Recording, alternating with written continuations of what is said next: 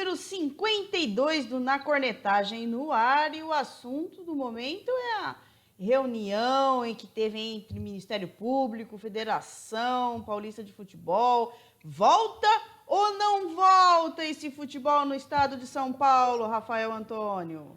Como diria o saudoso Roberto Avalone, interrogação. Reunião esta noite realizada entre Federação Paulista, Comitê de Crise da Covid-19 do Ministério Público. Houve um avanço nas negociações. Estão tentando aí chegar a um denominador comum em relação ao protocolo sanitário para que o futebol volte. O que mais está pegando aí é a questão dos testes de Covid no dia de jogo. A federação, no primeiro momento, falou que não é viável, o Ministério Público insiste. Esse é o grande entrave do acerto ou não. Amanhã, a federação deve encaminhar ao Ministério Público, amanhã que eu digo quinta-feira, deve enviar ao Ministério Público uma nova versão aí desses protocolos, e se o Ministério Público aprovar, poderemos ter jogo do Paulistão já no sábado, né? Vai ser encaminhado essa papelada aí, toda essa documentação ao Ministério Público. Uma nova reunião está marcada para quinta-feira e, repito, se chegarem ao denominador comum, Paulistão volta no sábado, desde que o governo do estado concorde também, porque ainda nós estaremos com o Plano São Paulo na fase emergencial. Ainda também é uma dúvida, hoje o próprio Comitê de Contingência diz que o estado pode permanecer na fase emergencial, não há ainda uma definição se vai ou não voltar para a fase vermelha.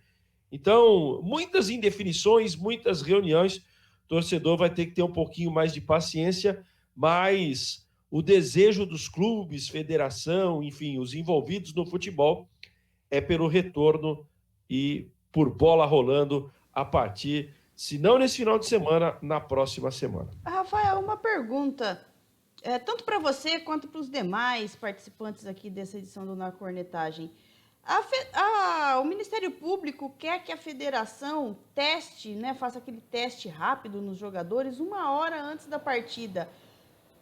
Você acha isso viável? Uma questão. Outra questão. É de bom tom para que, de repente, um jogador que apresente aí o teste positivo não participe da partida? Bom, eu vou responder primeiro, já que você fez a pergunta. Primeiro, eu acho que é complicado. Como é que você vai exigir isso, por exemplo, na Série A3? Teste... Mal e mal, os times estão conseguindo fazer um teste por semana. Quanto mais a 1 hora antes do jogo. Segundo, se abre um precedente muito perigoso, que são os testes falsos. De repente, você faz um teste, o falso dá positivo. O falso positivo. Dá o positivo, aí você vai fazer a contraprova depois do jogo, está negativo. É muito, muito complexo isso. Eu acho que nesse aspecto, pelo menos é a minha opinião, e eu quero ouvir os demais colegas, eu acho que o Ministério Público está querendo ser mais realista que o rei. Próximo. Bom, boa noite a todos. Infelizmente, pelo momento, eu acho que essas medidas são necessárias. A minha grande crítica é que o custeio deveria partir da organizadora da competição. E vamos usar como exemplo disso a CBV, que custeou testes para todo o pessoal que trabalhou na bolha ali nos jogos do feminino, que acabaram agora, estão custeando da mesma forma para o pessoal do masculino. Eles tinham uma estrutura lá montada para testes, que, inclusive com o cotonete, que saiu em 15, 20 minutos o resultado. Então, precisa gastar um pouquinho para voltar a ter futebol. Todo mundo quer ter futebol, porque a TV paga a federação, a TV paga os clubes já recebem cotas que tem para receber, né, na Série A2, Série A3. Então, eu acho que, infelizmente, todo esse protocolo é necessário, visto que a gente deve continuar na fase emergencial, e há pouco saiu uma notícia que deve ser suspenso em base de vacinas por conta da falta de insumo. Já começou a faltar o insumo. Então, tudo isso ainda é necessário. A gente faz a federação de futebol mais rica do Brasil, perde por muito pouco para a CBF. Então, ela realmente tem que botar a mão no bolso para ver que o seu produto, para voltar a girar, ela tem que fazer girar. Não existe outra solução, na minha opinião. No restante, eu voto com o relator Rafael Manini.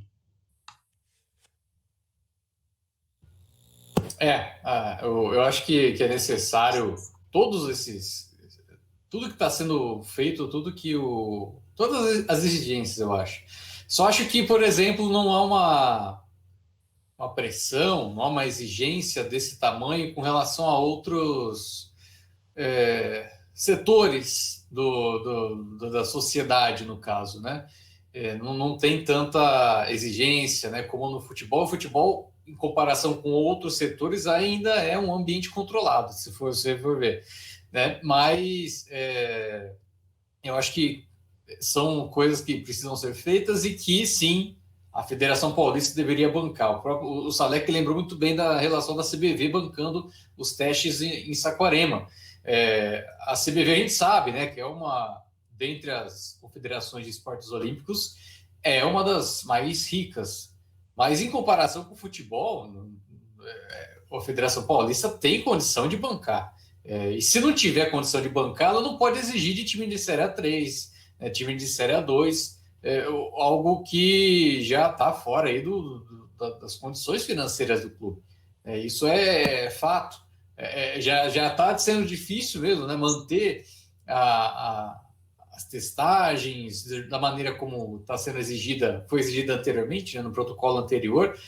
Agora vai ser mais complicado ainda. Então, eu acho que para voltar futebol, a Federação Paulista vai ter que agir em prol dos clubes e não os clubes ficarem aí, né, nessa necessidade de se movimentarem atrás aí desses testes. Eu acho que isso passa muito pela federação, pelo que ela vai fazer.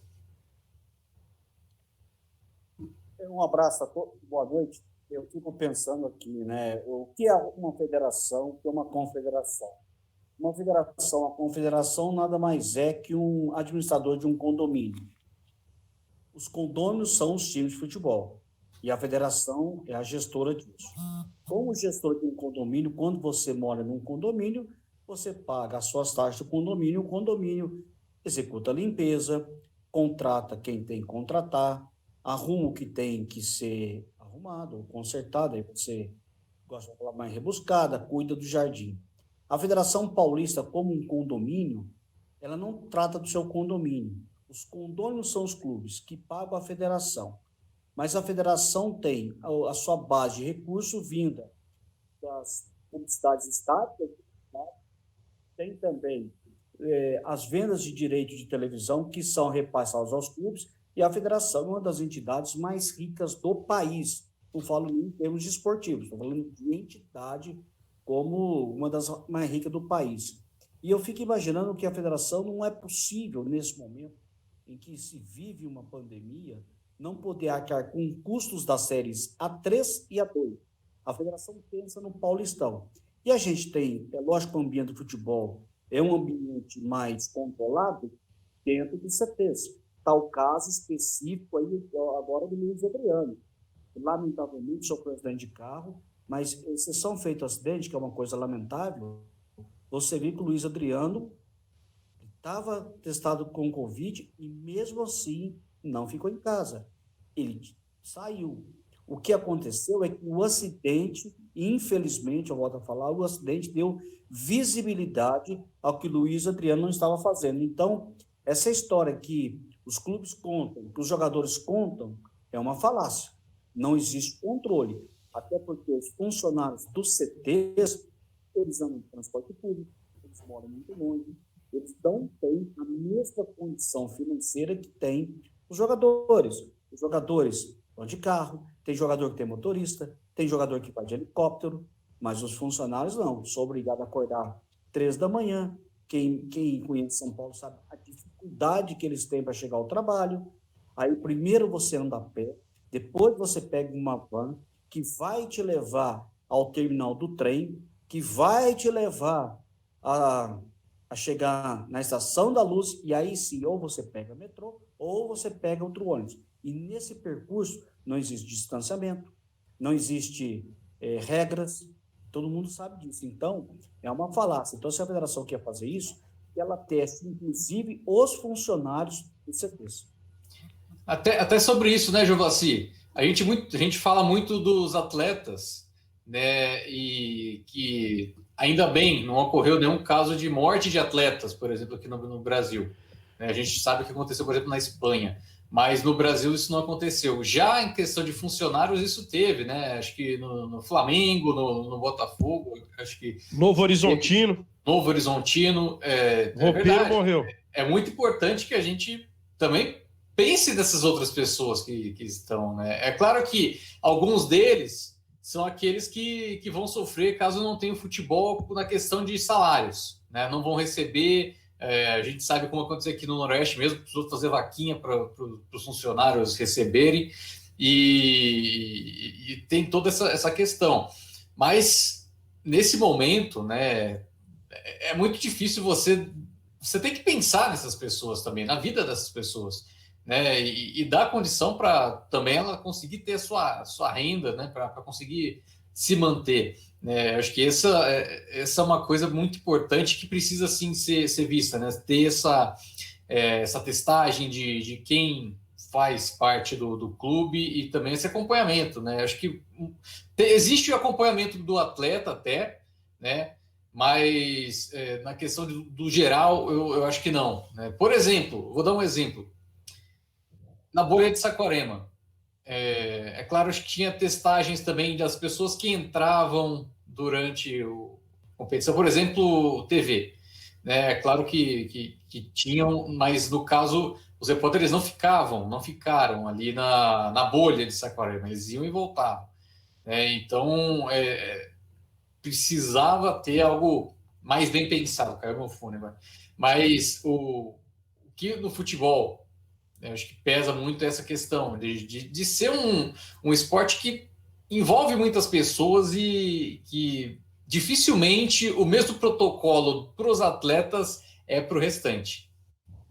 E até para fazer um contraponto, não se esqueçam que vivemos no Brasil. E eu acabo de ver uma notícia aqui que o Mesquita Futebol Clube falsificou 57 exames de coronavírus durante a Série B2 do Campeonato Carioca, que terminou em fevereiro. Aliás, então, aí... quando você falou teste falso, eu achei que estava falando de falsificar teste mesmo, não de falso positivo. Não, eles falsificaram os testes. Sim. 57 exames de Covid falsificados. Então, você vê como que aqui no Brasil ainda é mais complicado ainda, né? A gente está falando aí da questão do rigor, da federação assumir esse papel, e você vê, no Rio de Janeiro, os caras falsificaram 57 testes de Covid. Mas o Rio de Janeiro é o velho oeste brasileiro, né? Pode tudo, acontece tudo por lá, né? É uma coisa de louco. E depois... o velho oeste brasileiro é o Brasil. E depois que uma falsa enfermeira aplicou vacinas falsas em pessoas que queriam furar a fila, o que a gente vai dizer? Sobre essa questão, muito bem levantada pelo Fábio, eu tenho a visão, Fábio, que a federação não quer fazer os testes dos clubes, não é isso? Que a federação, os clubes. Então, que a federação... Não quer gastar, não quer pôr a mão no bolso. Então, que a federação, porque os times considerados pequenos não têm muitos funcionários. Então, é possível, nesse momento, não os clubes grandes, mas os times pequenos, quantos funcionários tem o Noroeste? Eu não tenho o número. Então, se você tiver... 8 a 10, vai. Não seria possível a federação bancar esses 8 ou 10 funcionários do Noroeste? Não seria possível de toda a Série A3, que ninguém tem muito dinheiro para ter muito funcionário. Então, aquele funcionário está registrado pelo clube, seria o momento agora da federação, olha, vamos parar o futebol, mas o salário de vocês desse mês está aqui garantido pela federação, que faz o depósito direto ao funcionário, com todos os recibos, tudo correto. Entendeu? A federação poderia fazer isso. O dinheiro que a federação tem, que não quer gastar com o exame, então ela providencia o pagamento. E aí sim você tem um controle. Eu repito, os jogadores de time grande é uma realidade totalmente diferente dos jogadores de A3. O funcionário do clube grande é uma realidade totalmente do funcionário da A3, só que a base da pirâmide dos trabalhadores dos grandes clubes de futebol se assemelham e muito aos funcionários da Série A3. Só diferencia porque um trabalha no Palmeiras, no São Paulo, no Corinthians, no Santos, e o outro está no Noroeste, está no Marília, entendeu? A diferença é essa, não tem de salário, não tem diferença nenhuma. O outro está no Olímpia, o outro está no Barretos, mas a base dos grandes times e dos times do interior é a mesma em relação a quanto se ganha por mês.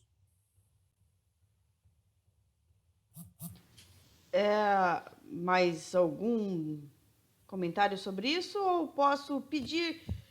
Tem alguma novidade no Noroeste, Rafael?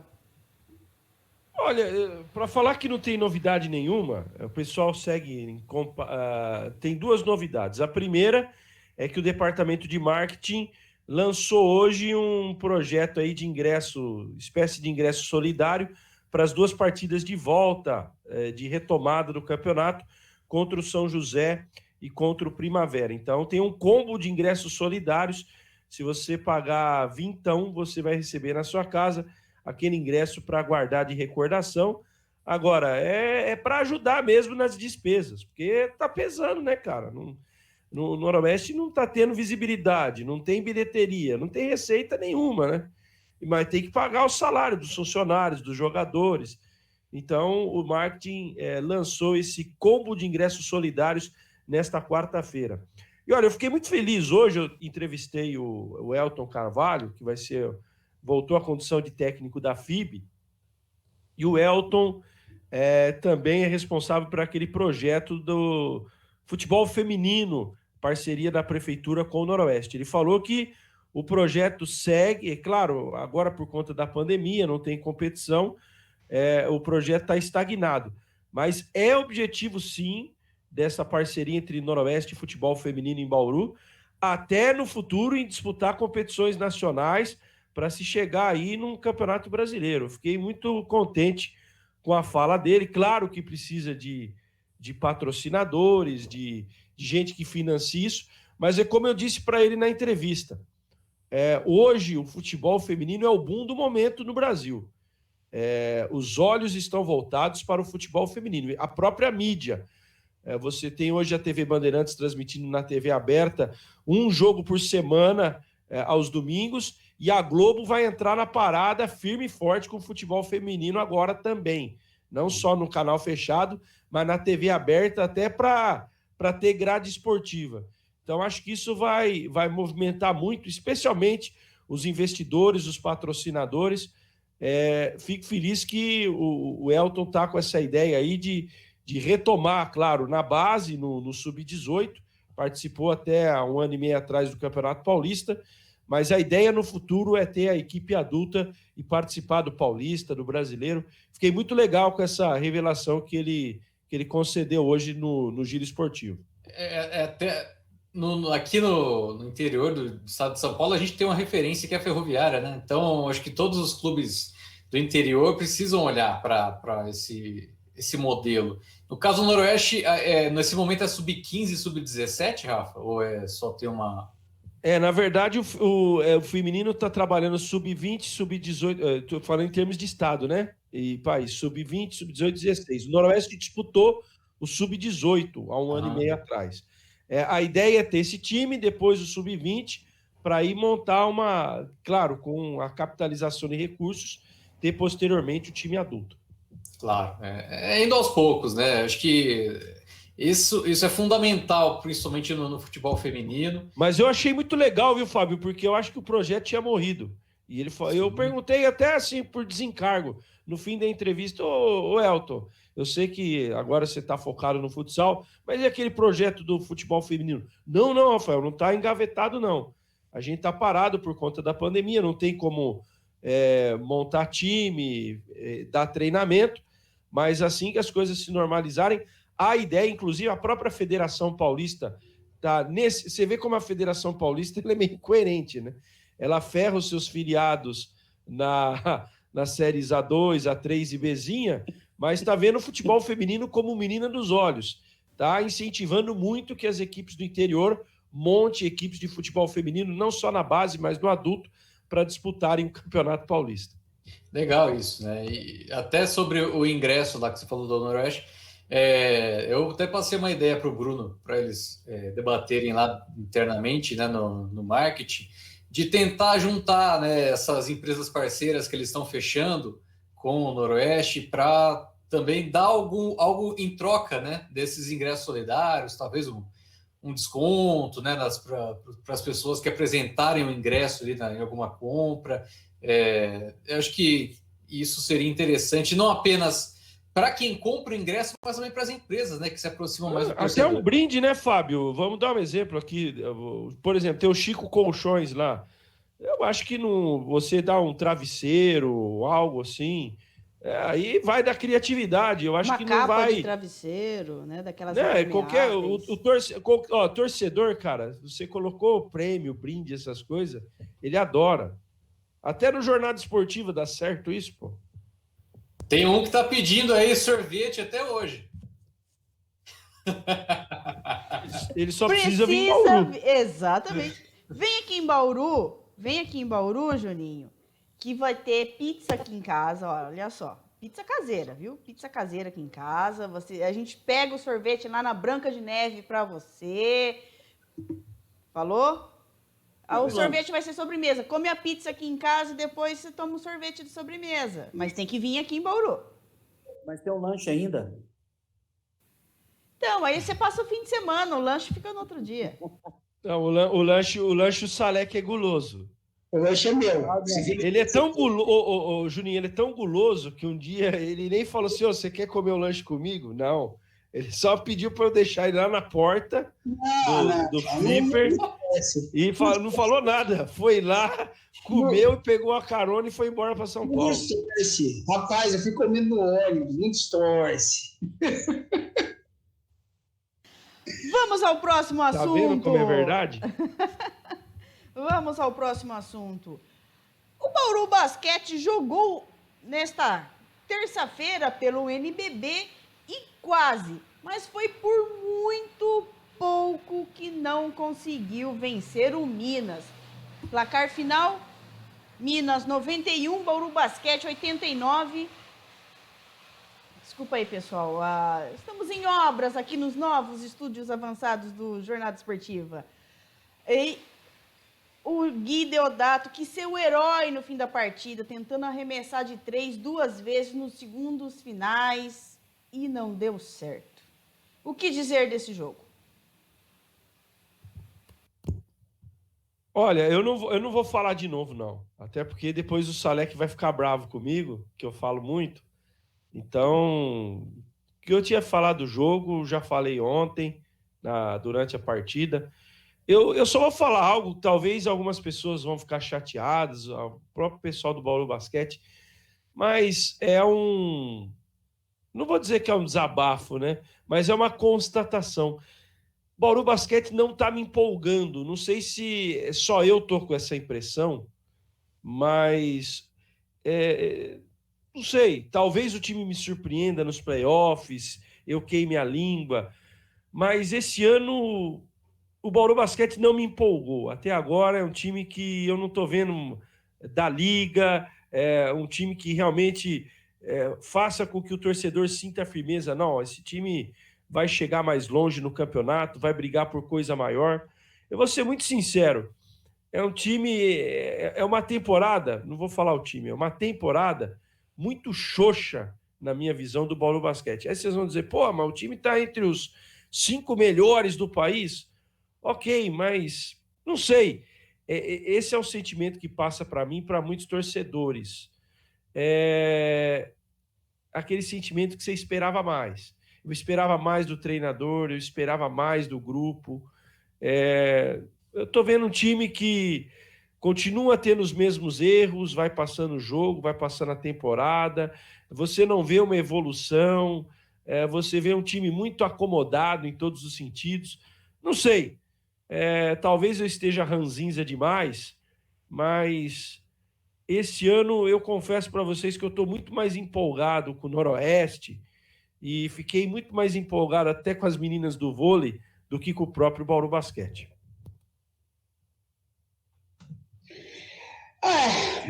Eu concordo com o Rafael.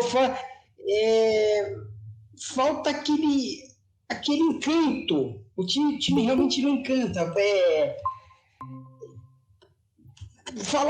Como que vai explicar isso? Eu acho que tem muitos jogadores ali do grupo que não estão conseguindo tirar, você não consegue extrair mais de alguns jogadores importantes até. O treinador se mostra aquém do que esperávamos. Agora, não sei se o erro foi nosso de criar uma grande expectativa para os trabalhos dele, ou quem falha mais é ele por não atender as nossas expectativas, né? Eu acho que a nossa expectativa era correta pelo que ele fazia. Contudo, se me perguntarem, o Léo Figueiredo tem que ficar no Bauru? Tem que ficar, porque eu quero que ele comece a montagem, ele monte o time, né? O time não foi montado por ele, foi montado pela atual diretoria do Bauru Basquete.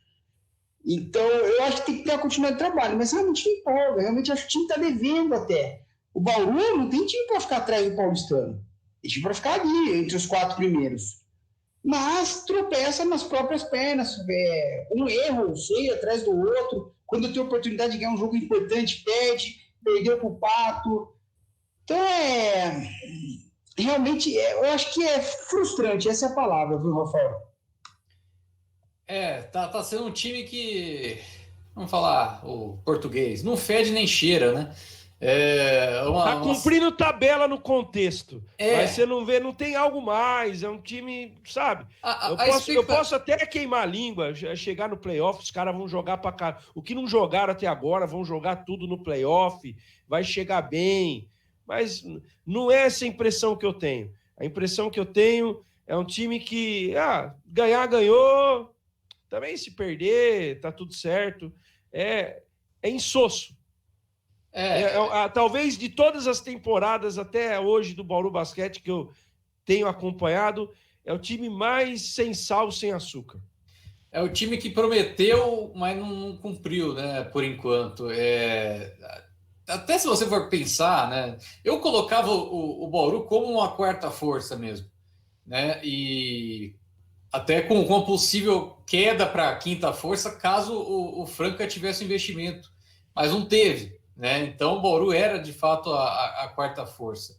E terminar em quinto na primeira fase seria até aceitável, né? Mas a questão é como é que o time chegou nessa quinta posição, né? As derrotas que o time teve, como o time se apresentou dentro da competição, né? Como que o time evoluiu no decorrer da temporada. Eu fazendo uma comparação, né? Lógico, é outro esporte, mas fazendo uma comparação com o César Vôlei Bauru, o time teve uma evolução durante a temporada, foi notório, né? Do segundo turno para o primeiro turno, mudou muita coisa e o time evoluiu. No caso do Bauru Basquete, não. Seguiu a mesma toada ali. Quando a bola de 3 encaixa, o time joga muito bem, atropela. Quando não, depende muito de alguma força individual, né? No caso do Bauru, quando venceu o Fortaleza no fim de semana, muito mais da força, da qualidade individual do Gui Deodato, né? E aí contra o Minas fez até um bom jogo, um jogo interessante, que conseguiu segurar o desfalcado Minas, estava sem o Parodi e não estava nos seus melhores dias também, já estava de olho na Champions League, mas fez esse jogo parelho. Aí na hora H o time não conseguiu decidir, né? Na hora que, se você precisou mesmo ali de uma força individual ou de um trabalho mais coletivo também, o time não mostrou, né? E fica isso, né? O time do quase em determinados momentos, ou do time que é derrotado, que tropeça em pé de alface, né? Acho que esse é o cenário do Bauru Basquete. E até que o Salek falou da expectativa sobre o Léo Figueiredo, era algo que a gente queria ver. Não era algo que a gente esperava que ele ia fazer uma excelente passagem por aqui. A gente queria ver ele aqui, como é que ele seria. Porque ele foi muito bem no Botafogo, né? E era de fato a grande oportunidade dele, a temporada mais difícil para ele e a grande oportunidade. Ele mesmo falou, né, na nossa entrevista antes da temporada. Então, tinha essa expectativa. Eu acho que cai um pouco também naquela do Rubinho, na questão do elenco, mas eu também não acho que ele iria montar um elenco tão bom. Acho que quem iria trazer? Ele ia trazer o Coelho? Ele ia trazer o Jamal? Eu não sei. Eu acho que... Olha, pela amostra do Conceição, cara... Isso que eu ia falar, o Conceição veio. Então, né? Mas pelo menos você pode cantar no meio da transmissão, né, Rafa? Quando o jogo tá ruim, aparece Conceição, aí você canta. Até isso tá ficando chato já, viu, cara? Eu vou falar pra você. Ó, eu nunca fiquei tão broxado para fazer uma temporada do Bauru Basquete como essa. Eu tô sendo muito franco, sabe? Muito sincero. Eu esse ano me empolguei muito mais com o vôlei. Ainda mais a distância, né? Longe do ginásio, sem torcida, fica mais... Eu acho que é toda a atmosfera, né? Mas, sinceramente, esse ano desanimador do Bauru Basquete. Posso queimar a língua, de repente, nos próximos jogos o time vai e mude esse panorama, mas eu não estou muito otimista, não. Na temporada passada, só um tive rapidinho. Opa. Na passada você estava muito mais animado que nessa. Ah, sim. Muito mais. Mas ali a gente já sabia, né? Ali a gente já... A realidade era outra. Quando trocou-se o treinador, e aí eu não posso ser incoerente, eu fui um dos caras que pediu o Léo Figueiró. Então, eu não posso ser incoerente. Eu esperava muito mais, sinceramente. Vendo a sequência de jogos, o histórico, ele foi abrindo mão do banco de reservas, dos garotos da base. Eu acho que isso também me frustrou muito. Faltou uma Interligas para o Bauru Basquete. Agora sim, Juninho. Agora tudo bem, né? Acabou a bateria. Esse Miguel Salek, eu vou te falar, viu? O cara fica me secando. Deixa eu colocar uma questão que tem muito a ver. Quando o Léo vai dirigir o Botafogo, qual era a perspectiva do Botafogo? Participar da competição. Quando você vai dirigir times de ponta, a perspectiva é de disputar título. Existe uma grande diferença entre você entrar num time sem compromisso e ser azarão e você ter um time que tem a obrigação, entre aspas, de estar sempre entre os 4 primeiros. Pela torcida que tem, pela camisa que ostenta. Então, não é tão fácil assim. Talvez essa temporada do Léo seja menos traumática porque nós não tivemos público no ginásio. Há mais de um ano, nós não temos público. Será que, com público, ginásio lotado, aquela pressão atrás do banco, ele não sentiria muito mais? Porque agora está muito confortável, Rafael. Quantos jogos fez em Bauru depois do dia 15 de março do ano passado? Nenhum mais. E onde você fez jogo, não tem público, não tem ninguém. A pressão é muito pequena. Então, quando voltar o público, assim todo mundo tiver vacinado, vai mudar muita coisa. Aí você vai ver se o técnico vai ser capaz de agregar o time. Porque agora no Uso Banco, Rafael, não tem pressão. Só tem a pressão do Rafael Antônio, não tem mais ninguém fazendo pressão. Mas nem do Rafael Antônio, Juninho, porque esse ano nem perguntar, a gente pode perguntar pro cara. Porque a gente não pode fazer entrevista de quadra. As sonoras do Léo Figueiró vêm via Dazan, com todo respeito, são perguntas formais, porque na verdade é uma transmissão, acaba sendo uma transmissão oficial da Liga. Então, tá tão cômoda, você tem toda a razão no que você falou, tá tão cômoda a situação do Léo Figueiró, que além dele não ter a torcida, porque eu garanto para você, se tivesse público e jogo aqui em Bauru, ele já tinha sido vaiado uns 4, 5 jogos. A galera já tinha vaiado ele. Você não tem a dúvida, como vaiaram o Demétrios e muitas vezes aqui. Você sabe tão bem quanto eu que em Franca é a mesma coisa. Se o técnico não vai bem, o torcedor vaia. Vaia. Quantas vezes o Elinho já foi vaiado no Pedrocão também. Então, eu vou mais além, Juninho. Ele não tem nem cobrança da imprensa, porque a gente não tem acesso no final do jogo para contestar, para, por exemplo, ontem questionar, né, as escolhas. O próprio jogo contra o Fortaleza, por que ele demorou demais para parar o jogo no início do terceiro quarto e permitiu a reação do Fortaleza? Nem essa pressão ele tem. Porque, assim, a gente faz aqui o trabalho, quem acompanha é o torcedor, né? É o torcedor que está na casa dele e acompanha a transmissão. Eu tenho certeza que o Léo Figueiró nem toma conhecimento ou nem está tomando conhecimento do que Rafael, Fábio, Júnior, Salek estão falando, ou então os nossos colegas lá da Jovem Pan, que são as pessoas que acompanham todos os jogos do Bauru Basquete. Então, realmente, você tem toda a razão. Está extremamente cômodo para ele essa temporada. E tem um detalhe, um minuto só, Miguel, e tem um detalhe, mas todo mundo sabe do que está sendo falado. Você imagina cidades que não têm cobertura. Só tem 2 cidades que têm cobertura, Franca e Bauru. O resto é só gente passador de pano. Então, nos outros clubes está mais tranquilo ainda trabalhar.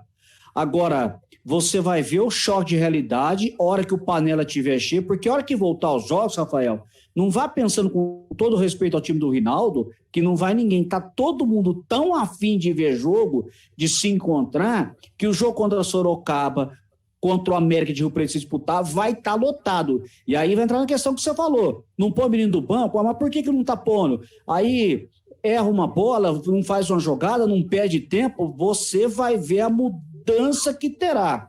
E também terá essa mudança no vôlei. Tá tudo muito tranquilo, tá tudo muito sossegado. Por isso que eu falo, a situação do Franca, nesse final de semana, jogando a Liga dos Campeões de Basquete, do Franca, do São Paulo, do Flamengo e do Minas, é completamente diferente. Teremos público do ginásio. Isso muda a percepção do atleta e da comissão técnica. Você pode ter certeza disso. E da diretoria também, viu? Vai ter torcida lá gritando: bota o Lucas Josuel, vai ter. Mas tem um ponto positivo que poucos falam aí quando a gente fez essa explanação de torcida.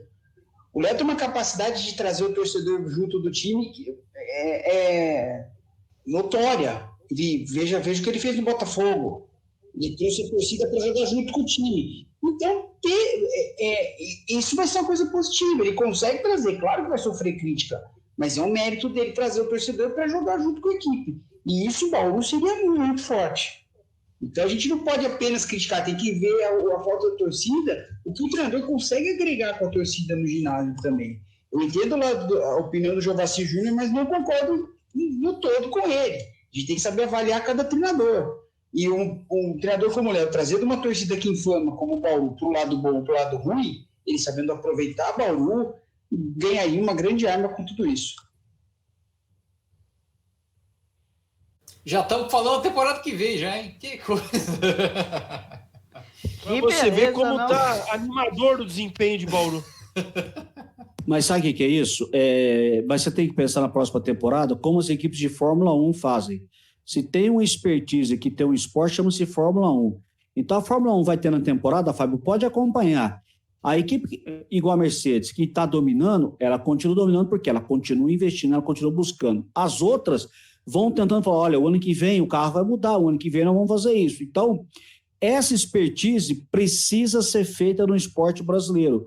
Vê a temporada, vê o que não deu certo, o que funcionou você mantém e aprimora, o que não funcionou você tenta dar uma mexida, para que na próxima temporada nós não tenhamos, como tem hoje o Bauru, um jogador que é muito bom, que é o Zac, que até agora não correspondeu à expectativa. A verdade é uma só. É um bom jogador, mas não correspondeu, não consegue jogar. Por que não consegue jogar? É falta de adaptação ao país? Pode ser. É falta de adaptação ao time? É algum tipo de jogada que não está sendo feito, que ele possa ter uma interação? Porque é o seguinte, a individualidade ganha, não ganha? Mas o coletivo é fundamental para que a individualidade apareça.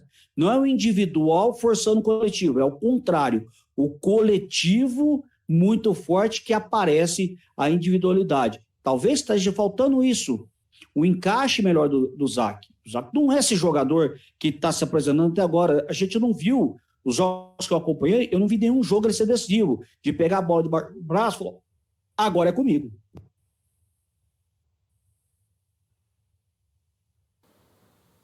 Opa, deu um corte. Alô, Javassi? Juninho. Oi.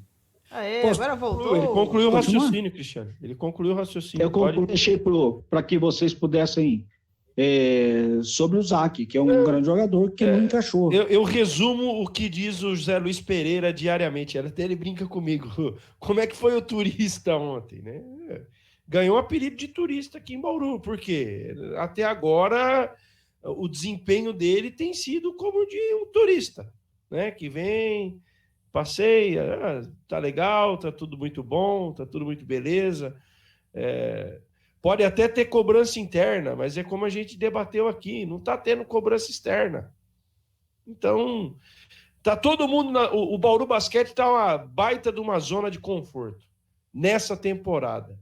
Eu não sei como é que vai terminar, mas até o nosso a nossa tônica aqui de debate é um debate que a gente já está pensando no que vai acontecer na próxima, porque a gente não está sentindo firmeza que o time vai chegar nas cabeças. Pode até passar por Caxias? Deve passar. É o favorito até, embora eu acho que tenha que tomar cuidado. Playoff de 3 jogos, você tem que ficar esperto, né? É diferente de playoff de 5. Aí você vai pegar o Paulistano, vai ser um playoff equilibrado. Pode até ser que passe. Mas eu acho que nem o torcedor mais otimista do Bauru Basquete acredite que o time vai fazer 2 grandes partidas diante do Flamengo a ponto de tirar o Flamengo da final do NBB. Então, acho que até por isso, esse é o nosso discurso aqui, já pensando o que pode ser melhorado ou o que precisa mudar para a próxima temporada. Porque, na verdade, essa é a leitura nossa e do torcedor. Não vê uma perspectiva maior do que, no máximo, uma semifinal. Destino encaminhado, quase, né? E também hoje, né, com a vitória do Flamengo sobre o Cerrado, o Flamengo empata o recorde daquele super time de Bauru da temporada 14-15, né? 28 vitórias e apenas 2 derrotas. É isso? Vamos Há falar uma da final. controvérsia desse recorde aí, porque teve uma temporada que o Flamengo não perdeu na primeira fase. Então, se você levar por não ter derrotado, o Flamengo ainda continua. Agora, se você levar dessa estatística que o Miguel trouxe, aí realmente é o empate. Mas teve uma temporada, eu não vou me lembrar de cabeça, mas teve uma temporada, viu, Fábio? Você que é mais jovem, a cabeça está mais oxigenada, teve uma temporada que... Rafael, não sei se foi na 4ª ou na 5ª temporada, lembra que o Flamengo tinha um time que ganhou todo mundo da primeira fase. Eu não me recordo de uma derrota do Flamengo, 4ª ou 5ª ou NBB 6. Falar no comecinho, eles eram jovens, então eles vão conseguir lembrar. A gente já vai... A gente lembra, mas não lembra o ano. Descobre aí, já o Datafab, ele vai lá, ó, faz a varredura e descobre pra gente. Já tá pesquisando. NBB 12-13, 17 vitórias, nenhuma derrota. Tá vendo? Tá vendo como é que é? Depois só foi perder na semifinal pro São José. Perdeu o primeiro jogo e o 4º jogo no melhor de 5. Esse ano o Flamengo foi campeão ou ele perdeu pro Brasília? Ganhou do Uberlândia. Foi aquele jogo, foi aquele ano que o Bauru foi semifinalista contra o Uberlândia. Eu lembro, quando tava quase todo o time de Bauru com dengue. Foi um jogo sábado à noite lá no parque, no Sabiazinho. Odisseia. E aquele dia nós chegamos em Bauru 10 da manhã, porque o motorista não aguentou, dormiu no meio do caminho. Tá aliás, o senhor quase teve um treco, que, né? Tomou litros de um certo energético que te dá asas, depois começou a passar mal, né? Não, mas essa foi outra. Essa história aí, rapidinho... Então foi gratuita essa história aí. Não. Essa da semifinal, com o time bauruense todo dengado, né? Todo dengoso, melhor dizendo. Tava eu, você, acho que o Tiririca e o Marcelo Rocha. Aí nós voltamos e dormir. Assim, no meio do Pior que caminho eu tá, falei, não gente, fica, pô. não. Aí no meio do caminho eu falei, gente, não dá mais. E ninguém dirigia. Aí paramos no posto, eu dormi. Chegamos em Bauru, era 9h30, 10 horas da manhã. Também o jogo foi 9h30 da noite em Uberlândia, né? Ô, Odisseia com o golzinho. Mas essa que você tá falando do Red Bull aí, foi o dia que a gente fez o jogo em BH. Fizemos o jogo em BH. Depois de BH, foi de carro até Uberlândia. Aí de Uberlândia, de carro a Bauru.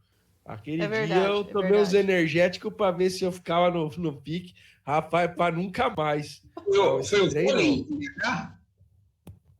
Oi? Foi o vôlei em BH ou o basquete também? Não, basquete. Era a época que o Uberlândia tinha um timaço. E aí rivalizou muito com o Bauru. Era tudo basquete.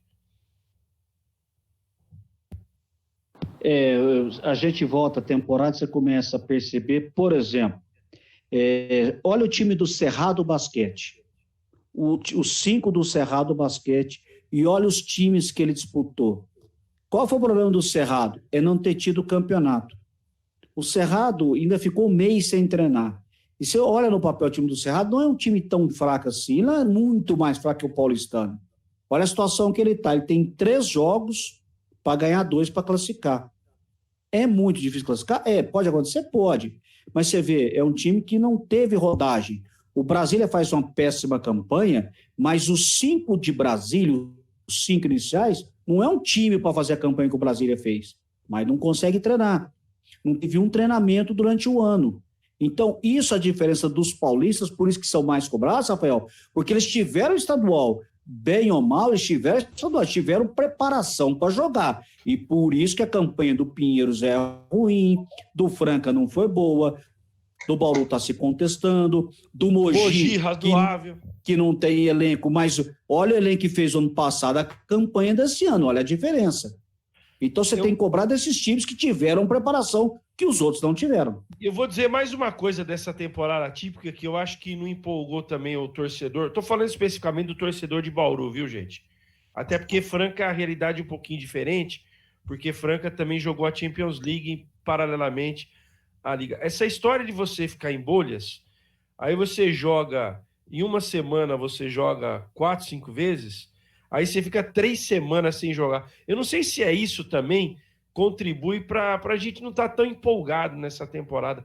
Eu acho que esse hiato, você joga muito durante uma semana, aí você fica 2, 3 semanas no mês sem jogar. Eu não acho isso muito legal, não. Eu entendo que é uma necessidade por conta da pandemia, teve que se fazer o campeonato, entre aspas, em bolhas, mas é algo que eu acho que é extremamente prejudicial, até para o torcedor se empolgar com o campeonato.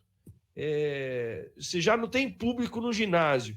E aí, para você acompanhar, você começa a entrar no clima da competição, o time joga 2, 3 vezes, aí você fala, quando que é o próximo jogo? Daqui a 2 semanas, daqui a 3 semanas. Pô, parece corrida de Fórmula 1 que tem de 15 em 15 dias, cara. Ou de 20 em 20 dias. Então, eu não acho isso muito legal, não. Talvez isso também seja uma agravante para a gente não estar tão empolgado assim. Fazendo um paralelo com o vôlei pelo menos jogava toda semana, né? Não tinha... só teve aquele ato de 15, 20 dias quando uma determinada equipe tinha surto de Covid. Aí não tinha como. Até um negócio interessante para a gente ver. Não está empolgante o NBB, eu também acho, mas tá muito. Os times estão muito inconsistentes, inconstantes, não apenas o Bauru Basquete, né? E só como um exemplo, né? Eu estava olhando aqui para a tabela, para a classificação atual do NBB, né, nesta quarta-feira à noite, e apenas 4 equipes têm uma sequência de 3 vitórias. 3 vitórias seguidas agora nessas últimas partidas. Justamente as 4 primeiras, que estão no G4 ali. Flamengo, Minas, São Paulo e Paulistano. De baixo, né, do Bauru para baixo, todas as equipes têm ao menos uma derrota. E apenas 2 times que só tem 2 vitórias e uma derrota, no caso, Bauru e Pato. O restante tem 2 derrotas ou 3 derrotas nessas últimas 3 partidas. Então é muito inconstante esse NBB. E você trouxe um detalhe interessante, você vê que o Mogi e o Unifacisa despencaram na classificação, né? Sim. Porque eles estavam tranquilos na posição de 6º e 7º lugar, eles iam suave na nave, de repente há uma queda. E há um detalhe que tem que levar em consideração.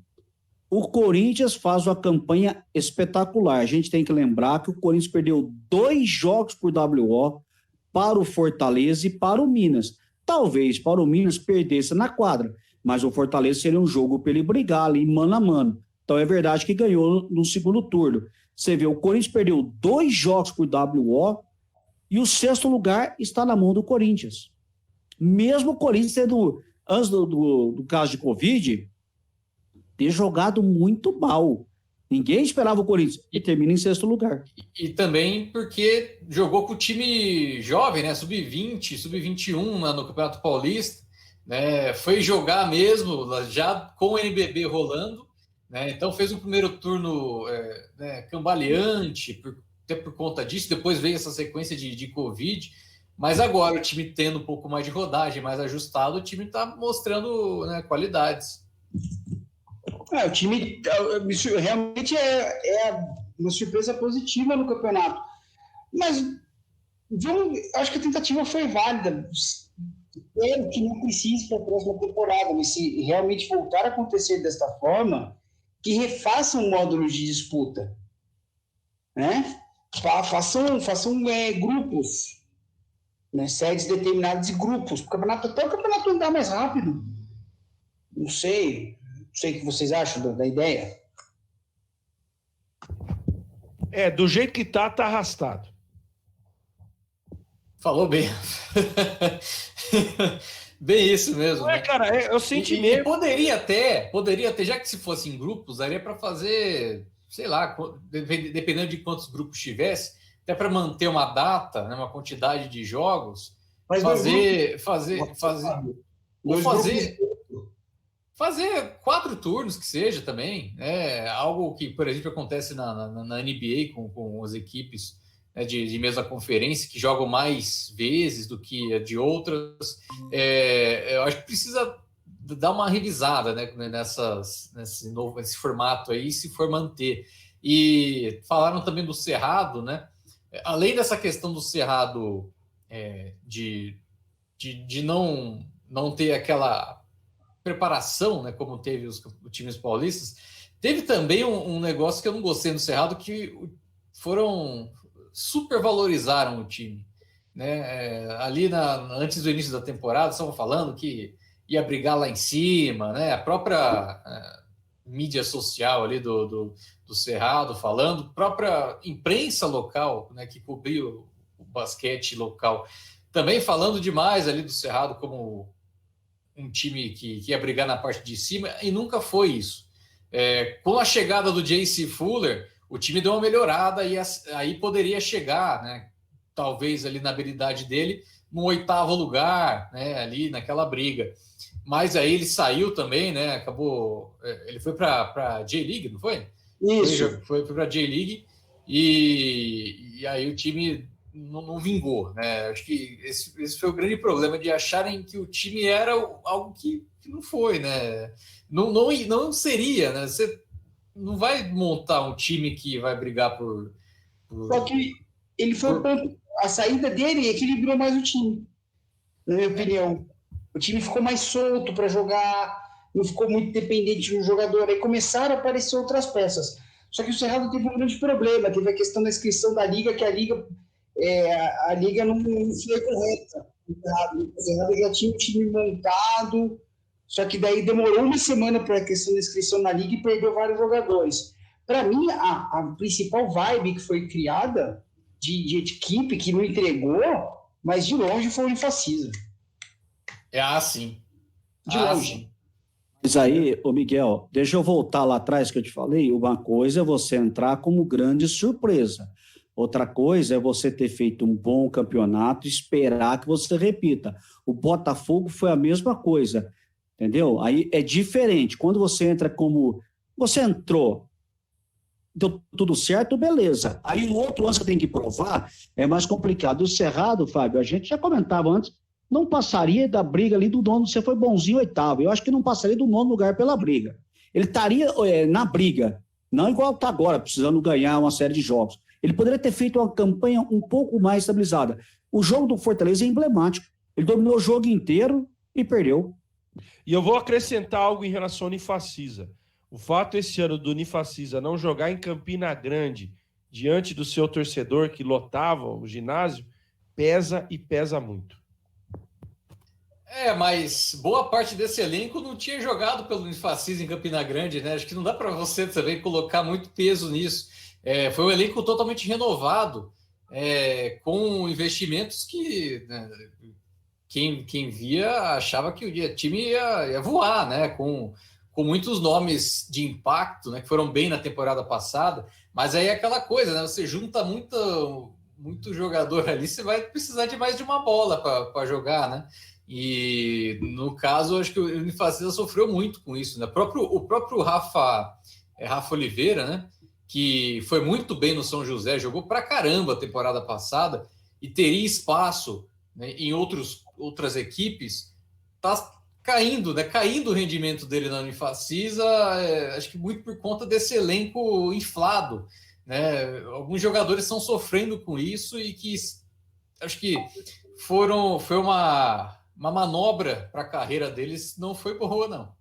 Agora, eu admiro o Fábio, sabe por quê, Rafa? A educação que ele tem, né? Olha, tem que dar mais uma bola.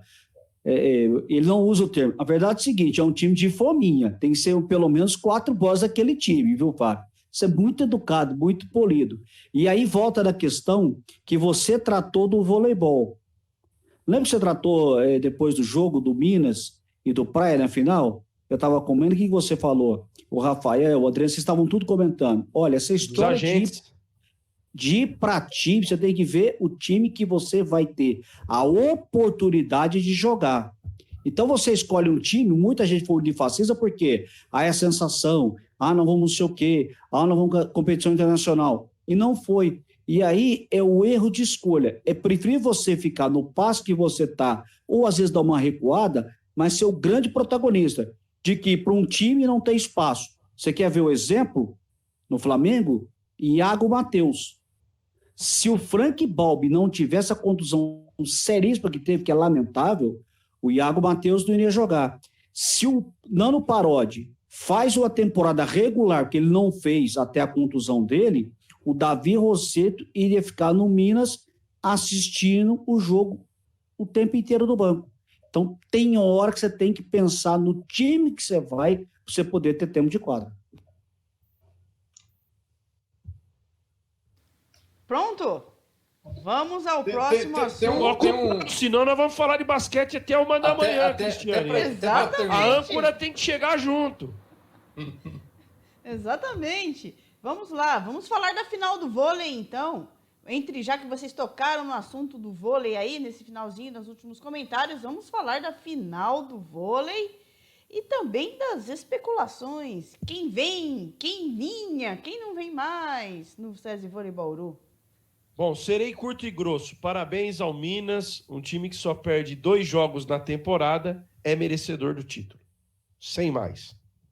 Sim, bem merecido aí esse título. Eu acho que até se o Praia tivesse ganho também, seria merecido pela evolução nos playoffs, mas venceu o time de maior regularidade ao longo da temporada e que tem aí o melhor time com melhor levantadora, né, na eleição ali da CBV, melhor levantadora. Não sei quem vota, mas melhor levantadora foi a Macris, Prida Reut, melhor ponteira, a Thaísa como o melhor central. Diga. Deixa eu te fazer uma pergunta. Acho que eu fiz para o Adriano, não fiz para você na segunda. Você acha que a Polina merecia o prêmio de melhor oposta ou ficou em boas mãos com a Tandara? Ficou em boas mãos, mas eu poderia colocá-la assim. Inclusive na lista da Locomotiva Esportiva ficou a Polina, até pelo aproveitamento ofensivo dela. Bloqueou, fez mais pontos de bloqueio do que a Tandara, teve mais presença ali. Acho que nas funções principais de oposta, a Polina foi melhor. E outro nome que não foi colocado na CBV, que a gente colocou foi a Carina, ponteira do São Paulo Barueri, que fez uma excelente temporada, né? Está sendo agora visada por muitos clubes aí, e que teve uma temporada com números superiores ao da Preda Reuth, eleita a melhor ponteira junto com a Fegaray. Agora, mercado? Aí fica difícil, né? De certo, só tem a manutenção, por enquanto, da Dani Lins, que era o contrato de 2 anos, né? Rubinho também vai ficar e vai ter a possibilidade de montar o elenco, né? Agora. Espero que tenha uma autonomia aí para definir como que ele pensa o voleibol, né? Acho que ele herdou o elenco do Anderson, acho que agora ele vai ter uma possibilidade de dar o seu toque, né? Dar a cara do Rubinho pro time aí, e vai depender. E aí sim, eu acho que aí sim a gente vai poder fazer uma cobrança maior com relação ao desempenho da equipe para essa próxima temporada. Tem também, né, o papo da Tandara, que está acertada com o César Vôlei Bauru, e até por conta da saída da Polina, seria um nome mais quente, né, até por conta da crise lá do Osasco para definir orçamento e tal.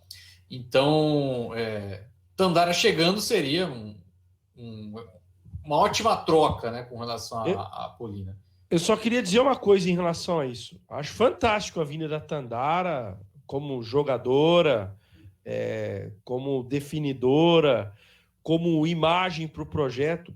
Sensacional. Se realmente for oficializado, e eu acho que o torcedor vai ter que ter paciência para essa oficialização, não vai ser agora, não vai ser nos próximos dias, vai demorar ainda algumas semanas. Bacana. Só que eu acho que a gente precisa ver com muito carinho outras posições. Eu acho que o SESI Vôlei Bauru, para chegar, não basta só trazer a Tandara e falar assim, ó, agora somos postulante ao título da Superliga. Vai pegar a Tandara e vai manter Vanessa Yankee, vai manter Sueli, aí não dá, né? Apesar que eu acho que não vão ficar mesmo. A Sueli, inclusive, já em tom de despedida, em rede social, aquela coisa toda. Mas você foi ao ponto, Fábio. Temos que trazer boas ponteiras passadoras. Se o SESI Vôlei Bauru quiser mudar de patamar, vamos dar uma de Flamengo aqui, né? O flamenguista que gosta desse jargão. Para mudar de patamar, é preciso se investir tão pesado como está se investindo na Tandara. Vamos investir em boas ponteiras passadoras. E aí eu iria até o Praia Clube, não ao Praia Clube, né? Bateria um papo com a gente lá da Michele. Nós temos que pensar a jogadora nesse naipe aí. Vai ligar liga para a Ana Flávia, que foi jogadora da seleção brasileira. Então. Ela que é agente, eu não sei quem é agente da Michele. Mas, ela mesmo. Mas venda casada não, né? E sem esse negócio de venda casada, cara. Um dos motivos do Praia ter perdido o título brasileiro foi essa história de venda casada aí. Aí é muita jogadora no elenco, jogadoras subaproveitadas, e o agente que ganha muito dinheiro e o técnico depois é que fica com a dor de cabeça. Mas, voltando ao Bauru, para mudar de patamar, para brigar por título, não basta só comemorar uma eventual contratação da Tandara. É preciso se investir bem, contratar bem, principalmente naquelas posições mais carentes que a equipe já vem apresentando, não só nessa temporada, mas nas temporadas anteriores. O Rafael resumiu o Praia Clube o seguinte: muito cacique e pouco índio. Só tem motorista, não tem ajudante de motorista. Motorista só dirige, tem que ter um ajudante para lá pegar, abre o caminhão, pega aquela caixa pesada. O motorista só dirige. Então, só tinha cacique, não tinha índio. Aí você não ganha batalha, né? Que quem ganha batalha é índio. São os carregadores de piano.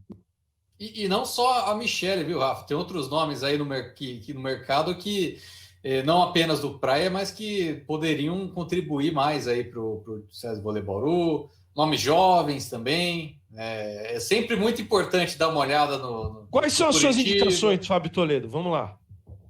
Ó, eu já citei uma aí, né? A Carina. Bom nome. Uma outra que foi a melhor ponteira passadora da temporada, a Mayra. Provavelmente já está a caminho da Europa, inclusive, né? Mas é um outro bom nome aí do próprio São Paulo Barueri. Tem lá no Curitiba a Milena também como alternativa. Já são três jovens. Assim, não são nomes impactantes para o torcedor. Nós estamos falando de nomes que não são impactantes para o torcedor. Só que eu acho que são tão importantes quanto o nome impactante que é a Tandara. Sim. Entendeu? A Tandara é o nome para fazer, né, para ganhar notícia, para ganhar audiência, para ganhar curtida. É legal, bacana, sob o ponto de vista midiático, sensacional. Mas não basta, repito. Você quer mudar de patamar? Não faça o mesmo erro de Osasco. Contrata a Tandara e vamos lá, Tandara dependência, aí vamos ganhar campeonato. Morreu na praia também o Osasco. Qual foi o melhor passe da Superliga? Foi o São Paulo Barueri, que tinha Naemi, Mayra e Carina. São três nomes que você pode trazer aí. Que o Bauru, se o Bauru tem esse problema crônico, vai atrás das melhores que foram nessa temporada. Eu acho que é o que precisa, né, para o time fazer uma ação pensada de acordo com o desempenho das jogadoras e não com o histórico, né? Acho que essa história aí já passou, né? Já provou que tem que jogar, não tem que contratar pelo nome. Pode ser pelo nome, mas que esteja jogando muito bem, né? Fala-se, né, por exemplo, a Jaque. Eu não acho que a Jaque está nesse nível que o Bauru precisa no momento, né? A Jaque tem uma série de lesões ao longo das temporadas, né? Drusila não Drusila tá no... também. Eu acho que não vai... Ó, se a Drusila vier para Bauru, opinião minha, tá? Se a Drusila vier para Bauru, não vai ser bom nem para ela, nem para o César Vôlei Bauru. E eu explico por quê. Primeiro, aqui a cobrança vai ser desgramada. E emocionalmente falando, eu não sei se é legal agora a Drusila jogar num time onde a cobrança vai ser... A gente já falou sobre esse tema lá atrás na questão do basquete, né? De você estar num time mais coadjuvante e ir para um time mais protagonista. Eu acho, por tudo que aconteceu com a Drusila nessa temporada lá com o Bernardinho, o melhor para a carreira... Eu estou dando um conselho, né? Mas quem sou eu para dar conselho para jogadora de vôlei? Mas se eu fosse uma pessoa próxima a Drusila, falaria assim: Drusila, agora é hora de ser para uma equipe menor, uma equipe que não vai brigar por título, mas que você vai ter espaço. Você precisa recuperar o teu voleibol perdido. De repente você vem para um time de Bauru, onde é uma cobrança desgramada por título. Ao invés de você recuperar sua carreira, você pode ter mais problema. Então, acho que essa temporada, conselho para a Drusila e para o César Vôlei Bauru, é melhor não. É melhor a Drusila pegar um time mediano, onde ela possa protagonizar, ser titular, recuperar o espaço dela. Aí sim, na temporada do ano que vem, ela tá legal, voltou a jogar bem, aí ela pode pensar em jogar em Bauru, no Praia, no Minas, enfim, nessas equipes que hoje são top aí do voleibol brasileiro. É um alerta que eu tô dando, porque depois vem para Bauru, aí não corresponde, aí vai voltar o torcedor pro ginásio, vai ser lá na arena, o torcedor vai começar a vaiar, vai pegar no pé, aí depois... Ou mesmo nas redes sociais, né, Rafa? Aí a jogadora vai falar, eu não tenho, né... Eu não tenho condição emocional para suportar isso também. Então, estou dando conselho antes. Pensa bem. Eu gostaria de ver a Milena do Curitiba aqui no Bauru. Viu? Sim, jovem que está mostrando muita qualidade, né, lá no Curitiba. E assim, eu acho que até por ser jovem, e aí sim vem alguma coisa que precisa... Eu falei do medalhão e tal, mas precisa ter alguma jogadora... sei, de nível internacional para o passe, mas que tenha qualidade demonstrada, né? Por isso que eu sou a favor da manutenção da Dobriana, né? Se for possível. Não sei se vai dar, né? Mas seria um nome muito, muito bom para a equipe, que já está, né, dentro ali do elenco, já conhece ali, o Rubinho já conhece ela. É uma jogadora que mostra muito profissionalismo, né, no que ela faz. A gente zoa, né, que ela gosta de churrasco, né, gosta de chocolate, de brigadeiro e tal, mas dentro do elenco, né, inclusive foi ela que puxou a orelha da Polina, né? Então, eu acho que é um nome que agrega também fora da quadra a Dobriana como uma estrangeira, que seria uma boa manutenção e até para o passe, né? Para ela ter uma temporada completa dentro do clube, né? Dentro da equipe, pós-lesão agora, né? Ela operou o menisco agora e já está em processo de recuperação, mas não sei se vai ser possível essa manutenção dela. Mas dentre uma ponteira que passa bem, eu acho que a Dobriana seria um nome interessante. Vou fazer uma pergunta para você, Fábio, para o Miguel e para o Rafael. Acompanhando a transmissão, vocês disseram da queda de rendimento das jogadoras do Caribe, né, da América Central, quando o jogo engrossa, a hora que é a hora da verdade, quando precisa. No entendimento de vocês, por que isso ocorre? Esse é um tema legal para a gente debater até... Foi o Adriano que levantou, né? Não, mas eu concordo com ele. É a questão do controle emocional mesmo, né? Você vê a diferença, por exemplo, de uma jogadora europeia para uma jogadora latina. A jogadora europeia é a jogadora fria, calculista, não se desequilibra. E a jogadora latina, no caso aí nós estamos falando especificamente lá da oposta do Praia, a Martínez, é interessante que ela rende muito quando o time que ela está atuando, no caso o Praia, está à frente do placar. Você pode pegar estatisticamente. Quando o Praia esteve à frente, ela rendeu barbaridade. Inclusive, o primeiro jogo da final, que o Praia venceu, ela foi protagonista, uma das protagonistas da partida.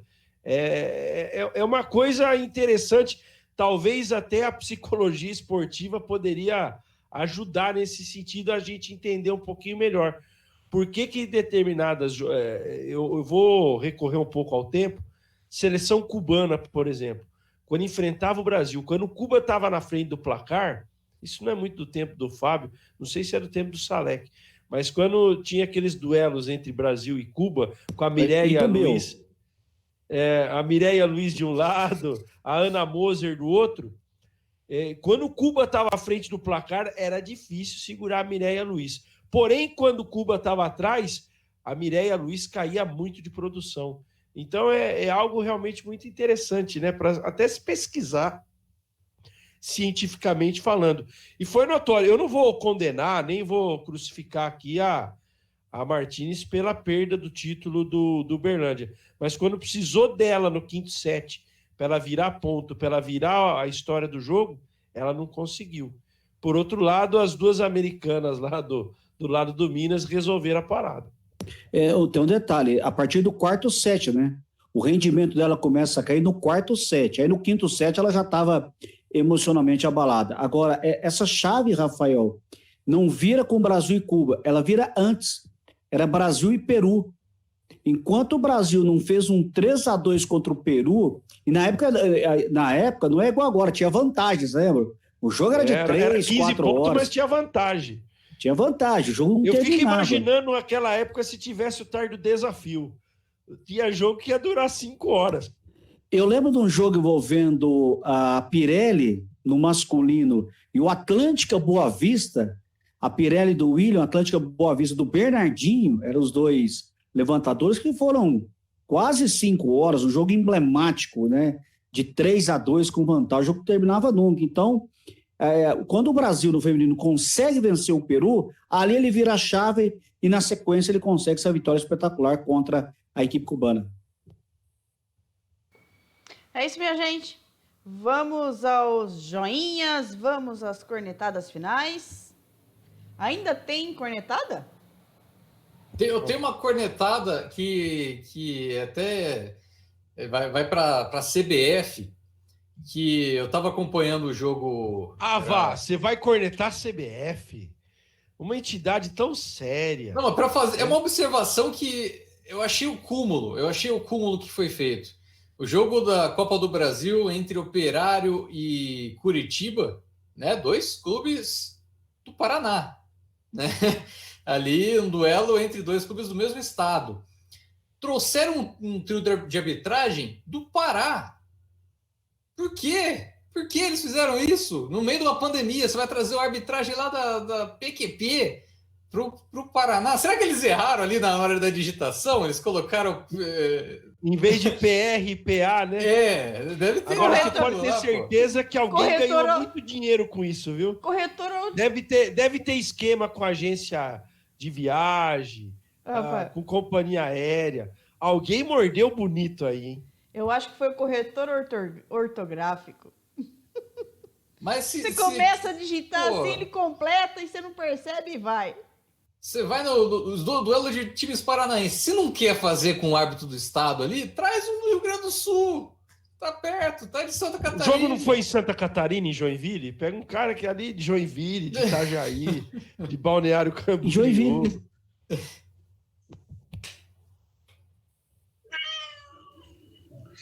Cornetou, a Frida cornetou. A Frida cornetou o Fábio. A Frida é a mascote do Jornada, rapaz. Frida é a mascote. E a Frida é Franca Basquete. Eu gosto de avisar os senhores, tá bom? Eu tenho dó dessa gata aí, que você tá judiando dela aí, ó. Você tá dando os frega nela aí. O meu joinha não podia ser diferente.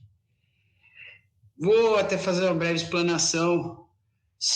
Meu primeiro contato com o esporte veio através desse clube. Então, com muito orgulho, um clube que eu já trabalhei, já participei de campanha vitoriosa, 110 anos do Guarani Futebol Clube. É uma coisa de família que passou do meu pai para mim.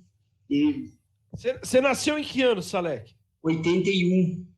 Ah, então quando o Guarani foi campeão brasileiro, você não era nem nascido. Não era nem nascido, mas eu estava no Guarani naquela campanha da final de 2012. Eu trabalhei aquele ano no Guarani. E foi... Seu pai te levava de mascote lá naquele tempo de 86, 88? 86, eu não consegui na final em 87, porque meu pai trabalhava viajando e não ia conseguir chegar em Campinas no dia do jogo. Você era muito pequeno, mas você lembra daquele jogo de 86? Contra o São Paulo? Foi em 87, eu lembro do jogo, fiquei muito triste. O Campeonato Brasileiro de 86, mas a final foi em 87, você tem razão. Foi igual essa temporada, para entendedores não. Só não tinha uma pandemia. E o gol do Viola de carrinho no Sérgio Neri? Esse eu lembro bem, hein? Eu tava no brinco nesse dia com meu pai. O Guarani, aliás, jogou as 2 finais, né? Nesse ano. Jogou Aspirantes, ganhou do São Paulo e perdeu do Corinthians no profissional. Aliás, foi uma das poucas vezes na minha vida que eu vi torcedor do Corinthians gritar gol do São Paulo. No jogo final lá, que o primeiro jogo era a final do Aspirantes e depois o jogo de fundo era a final do profissional. Eu tava nesse dia, assim. O Guarani teve grandes times. Vou falar alguns que eu me lembro. O Rafael Rio, a gente já falou até outro dia brincando aqui da Batalha de Bauru, mas eu me lembro muito do grande time do Guarani de 88, que eu já vi jogar. 94 foi um excelente time. O Guarani passou em 91, mas que nós fomos roubados lá em Campinas. Um assalto à mão armada no primeiro jogo foi brincadeira. Julimar, lembra o gol de Julimar? Julimar. Mas uma história muito bonita, né? 110 anos não é qualquer clube que tem uma história dessa. E um clube que ganhou um título nacional, né? Muitos vão falar que foi um acaso ou não, é campeão. Não importa o acaso. Importa quem levanta a taça, como diz a taça pro alto, como diria Vanderlei Luxemburgo. E nisso vai meu joinha, vai meu carinho, e sempre vou levar o Guarani comigo, como fala o hino, até porque era um elo de ligação muito forte com o meu pai. Meu padrinho aí em Franca também sabe disso, o Júnior sabe das histórias já deu muita risada. Mas fica meu joinha pro Bugre sempre. Deixa eu só deixar o Miguel mais contente. Ele nasceu em 81. Em 78 eu vi aquele time do Guarani jogando. Naquela época era o melhor estádio de todo o interior brasileiro, o Brinco de Ouro da Princesa em Campinas. Era maravilhoso o Brinco de Ouro, a organização. Estou falando de 78. Eu não sou tão velho assim não, viu, Rafael? Que eu viajava muito. Você já está rindo aí, né? Então, em 78, eu assisti aquele Eu time. fico tranquilo, porque em 78 eu não era nascido. Seu pai narrou a final, Júnior? Hã? Seu pai narrou a final em 78? Não. A gente teve, porque a Francana sobe em 77. Tá. E a Francana estava na primeira divisão em 78, jogando aí no Brinco de Ouro da Princesa. Eu fiquei deslumbrado com o campo, foi a primeira vez que eu tinha... Porque eu já tinha passado na porta, porque aí eu tenho que recordar, tinha o Tênis Clube de Campinas, que tinha o Mil Rached, ao tanto tempo, hein? Aí eu morava perto do Tênis Clube em Campinas. Aí eu eu conheci o Brinco de Ouro, mas não no jogo, assisti o jogo. Depois assisti um emblemático 3-3, Guarani e São Paulo no Morumbi, uma quarta-feira à tarde, um jogo fantástico. E depois, como bom São Paulino, o gol do Carecone, né? Contra o Guarani do Brinco de Ouro naquela prorrogação, né? Você Mas sabe Os menudos do Morumbi. ele até, desde aquela época, ele sempre morou no Cambuí, ali onde é o ginásio do tênis. E é relativamente perto para você ir do estádio do Guarani até a casa dele, ele falava. Ele falou que saiu do estádio, era 2 da manhã, foi chegar às 6, porque todo bar que ele passava tinha ponte pretano que pagava cerveja para ele. Mas então, o Guarani realmente, eu lamento muito, porque eu sou de uma recordação do Guarani, não esse Guarani de agora, Miguel, da revelação de grandes jogadores para o futebol brasileiro, de ser um grande celeiro de craques, assim como a Ponte Preta. Eu vejo com muita tristeza o Guarani e a Ponte, onde chegaram, e eles precisam voltar, porque eles voltando, todo o futebol do interior também vai voltar. O Botafogo, o Noroeste, a Ferroviária hoje está numa situação melhor, o América de Rio Preto, são times que povoaram a infância, né? O Bragantino é muito velho, o 15 de Piracicaba, o 15 de Jaú. Então, esses times, assim eu torço. Eu não tenho nada contra, mas já falei aqui, vou repetir. Audax, Pão de Açúcar, esse time que teve todos aí, Red Bull, eu não torço para nenhum deles. Atibaia. Não, eu sou Rio Branco Americano, eu sou Taubaté, eu sou São José, eu sou Bragantino, sou todos esses times antigos, todos eles têm 100 anos, eu torço para eles, independentemente de divisão, se eles ganham da Francana ou não, porque eles representam o que há de melhor no futebol. Então o joinha vai homenageando o Guarani pelo aniversário, mas todos esses clubes que são a base do futebol brasileiro. Algum joinha, alguma cornetagem, Rafael? Não, eu acho que tá de ótimo tamanho. Se a gente se empolgar aqui, nós vamos começar a contar a história de Guarani, de vários confrontos. É uma história muito, muito rica, né? E uma coisa o Bugrino pode bater de mão cheia, né? Nós temos brasileiro, a Ponte Preta não tem. Bom, aliás, o que a Ponte Preta tem? Apenas uma choradeira em 77, que dizem as más línguas que o Rui Rei se vendeu, né? Naquela final para o Corinthians. Mas isso é história para outro programa. Eu quero aqui neste dia 7 de abril, quero dar aqui um joinha a nós, jornalistas. Hoje é o nosso dia, né? Nessa profissão tão sofrida, em épocas de pandemia, tão desacreditadas. Mas nós somos o elo de ligação entre o público e o que está acontecendo, seja no esporte, seja no geral.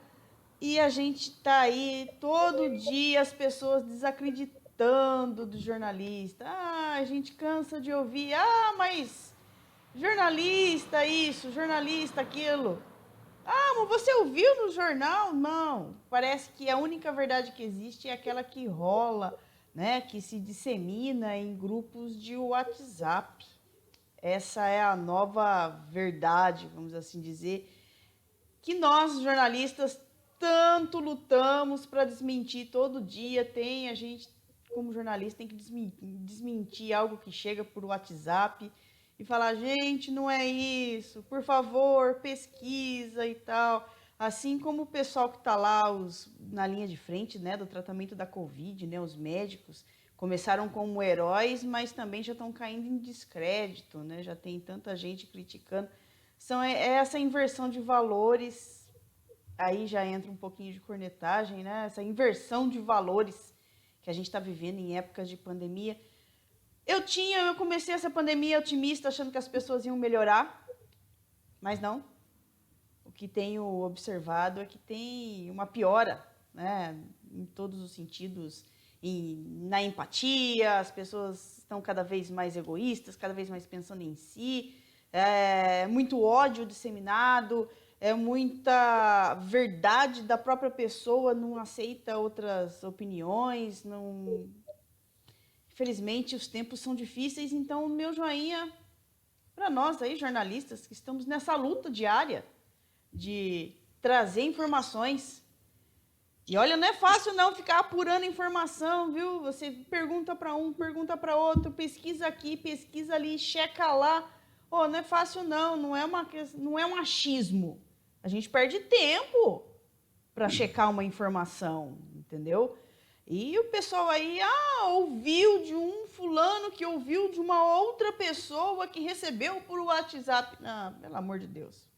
Então, por favor, pessoal, tenham mais carinho com a gente, nós, jornalistas, afinal de contas, você que gosta do esporte, nós estamos aqui para fazer esse elo de ligação, você não pode estar lá no ginásio.